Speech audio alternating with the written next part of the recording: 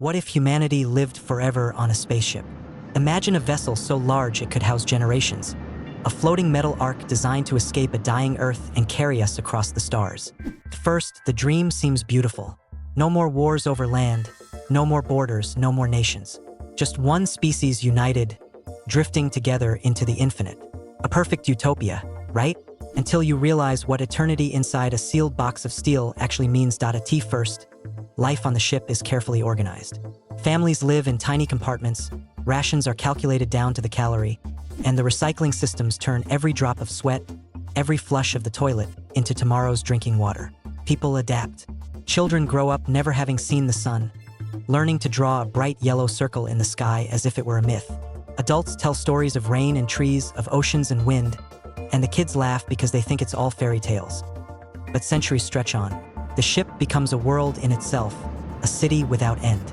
People stop thinking about Earth or the destination. Nobody remembers why they left in the first place. And when the mission details fade into legend, new religions form. Some worship the great reactor core at the heart of the vessel, believing it to be a divine sun. Others whisper that the outside doesn't exist at all, that the universe is just a story told by the original crew to keep people obedient. Over time, cracks form, not in the metal hull, but in the minds of its passengers. Imagine never feeling rain on your skin, never smelling grass, never walking more than a few hundred meters in a straight line before hitting another wall. Claustrophobia becomes normal.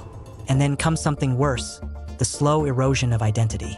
On Earth, you were a farmer, an engineer, a poet. On the ship, you are just one more body in a recycling system, a number in an endless cycle. Generations pass, and traditions mutate. One deck becomes a kingdom ruled by a self-proclaimed emperor who wears a crown made of old circuit boards. Another deck is abandoned completely, sealed off, because it is said to be haunted by shadows moving in the dark. In reality, the people there simply adapted differently. Maybe they stopped caring about light. Maybe they grew comfortable in the silence. Maybe they became something no longer entirely human. By the 5th century, language itself has shifted. The word planet becomes meaningless.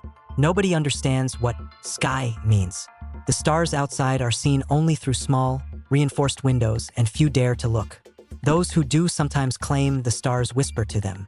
Most laugh it off as madness, but madness spreads easily when you are trapped forever. Food systems degrade, forcing people to eat strange things. Nutrient paste, recycled fungi, even the bodies of the dead, ritually honored before being ground into protein blocks. It is grotesque, but efficient. And efficiency is the only morality left in space. And still, the ship flies on, forever. At some point, the concept of destination becomes irrelevant. There is no arrival, only continuation. A baby is born, an elder dies, the lights flicker, the air recyclers hum. Life continues in a loop until eternity itself feels like a prison. Humanity begins to forget it ever had a beginning, or that an end was ever possible. Now imagine the cruelest twist. One day, deep in the bowels of the ship, an old control panel flickers to life. A technician stumbles upon it, brushing dust off the screen, and sees a line of text blinking patiently for hundreds of years. Landing sequence available. Planetary surface detected. The ship has been resting in orbit around a habitable world the entire time.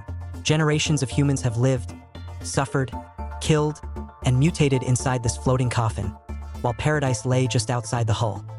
But here is the question. Would they even leave? After centuries of living in steel corridors, would anyone dare step onto open ground, under a sky that stretches into infinity? Would grass feel too soft, the sun too blinding, the ocean too loud? Perhaps humanity would choose to remain in the ship, forever bound to its claustrophobic corridors, worshipping its failing systems as gods. So what if humanity lived forever on a spaceship?